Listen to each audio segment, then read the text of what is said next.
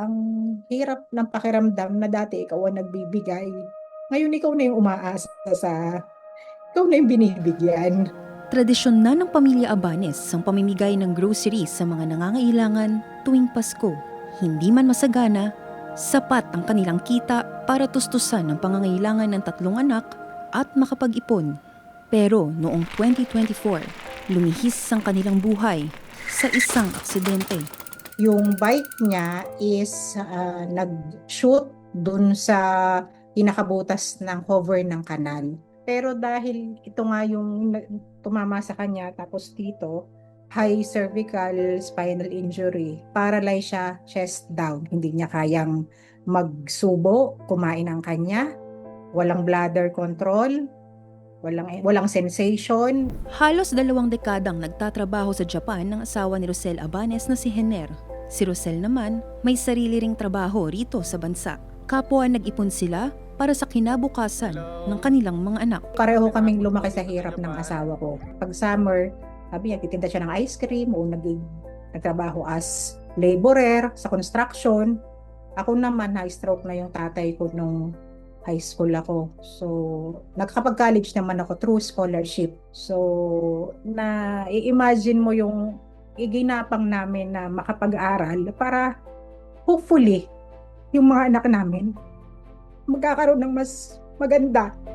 Mahigit 1 buwan sa intensive care unit si Hener.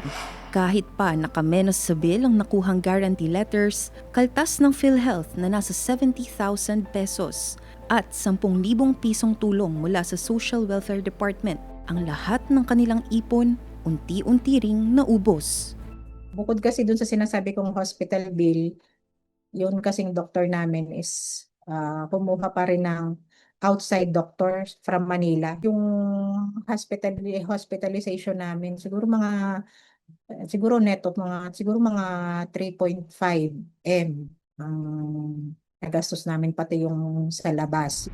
Yung bunso ko kasing anak, ang sabi niya, gusto niyang maging doktor. Meron kaming isang savings account na ang tawag ko doon pang pa-doktor. Kaya lang winidraw na namin yun eh. Umiiyak ako, hindi lang dahil sa nasa ospital ang asawa ko. Umiiyak ako kasi parang sabi ko, wala na. Hindi na. I'm saying goodbye to that dream. Ngayon, si Rosel na lang ang kumikita. Bukod sa pang-araw-araw na gastusin, pinoproblema rin niya ang gamot, medical supplies, at caregiver ng asawa. From private, iniglipat ko na ng public yung gitna kong anak. Ang medyo nagtutuloy sa amin ngayon is nakapagbenta na kasi ako ng lupa. Tapos may on process ulit, may ibinebenta uli ako ngayon. Pinagbenta na rin ng mother ko yung mga lupa niya para maitulong sa amin. Nagjo-joke na nga ako nung isang araw. Sabi ko, ano ba, pwede ba ang kidney? Atay? Pwede ba bang yun na, ibenta? Isa lang sila sa maraming pamilyang nasa middle class. Hindi sapat na mahirap para mapasama sa mga laging tinutulungan. Pero hindi rin sapat ang kita para makasiguro sa kinabukasan. At kahit kinilala na ang Pilipinas bilang isang upper middle income economy, hindi ito agad nangangahulugang gumaan na ang buhay ng lahat. Ayon sa government think tank na Philippine Institute for Development Studies o PIDS, halos 30% ng mga pamilya ang nanganganib na muling mahulog sa kahirapan. Mukhang tayo ang isa sa pinakamahirap na upper middle income countries. So hindi ibig sabihin walang kahirapan pa. Papunta tayo doon sa unti-unti and it will still take time. Ayon din sa PIDS, sa kabila ng pagbaba ng poverty rate sa mga nakaraang taon, marami pa ring mga pamilya ang madaling maaapektuhan ng isang krisis pinansyal. Pero pag nagkaroon ng sakit, may nagkasakit sa pamilya mo, wipe out ka dahil sa dami ng laki ng gagastusin mo. Faith na lang talaga yung bumubuhay sa amin kung paano namin susurvive yung mga susunod na araw. Sana hindi kami pabayaan na Diyos. Sa pananalig sa Diyos din kumakapit si Annalisa Fornan. Isa ang kanyang pamilya sa mga nakapagtapos sa Pantawid Pamilyang Pilipino program. Sa pamamagitan ng 4Ps na itawid ang pag-aaral ng kanyang anak hanggang senior high school sa kabila ng maliit na kita. Hindi po namin kasi alam na, na yung pagpila po namin na una, nagpila po kami sa bigasan. Hindi po namin akalaing na yung pala ay sa 4-piece. Sa bata, nag-umpisa sa 300, 500, hanggang sa mga K-12, mag-700, ganun. Tapos meron sa bigas na 1-2 sa bigas, meron sa pagpapacheck up. Nang makagraduate sa 4-piece, nakatanggap pa ang pamilya Fornan ng 15,000 piso na ipinangpatayo nila ng bigasan at sari-sari store. Ito ang nakatulong para tustusan ang pangkolehiyo ng kanilang anak. Pero kalaunan, nalugi rin ito at bumalik na si Analiza sa pamamasukan. Kahit po may nararamdaman na talagang lakas pa rin ay galing kay Lord. Minsan lang naman, minsan may masakit ka ganito, ganyan, ito sa pagod din siyempre po. Minsan nakaka-sideline.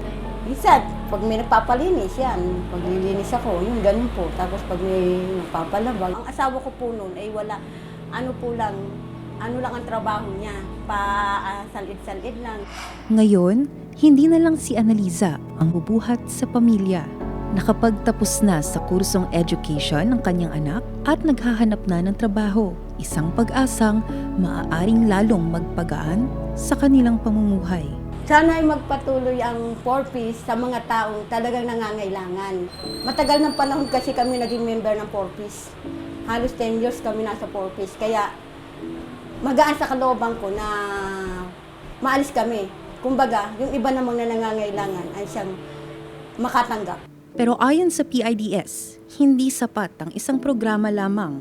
Dapat yon whole of government yung sasalo. After lumabas sa 4-piece, meron ng ibang mga tutulong pang iba, including community, including NGOs. Data will really help us reform our ways of thinking and doing things. Sana ang mga polisiya natin ay magbabago ayon, dahil lalo na ngayon supposedly nag-i-improve na ang ating status. Magkaiba man ng mga pinagdaanan ni Rosel at Analiza, pareho silang lumalaban para sa ikagagaan ng pamilya. Pinakabanding na lang namin, bawa ang mga bata maglalaro ng Pinoy Henyo doon sa kwarto. Ako ay mapagtiwala sa Panginoon kasi sabi ko nga, kung ano man po yung pangangailangan namin, alam ko ang Diyos po magpo-provide nun.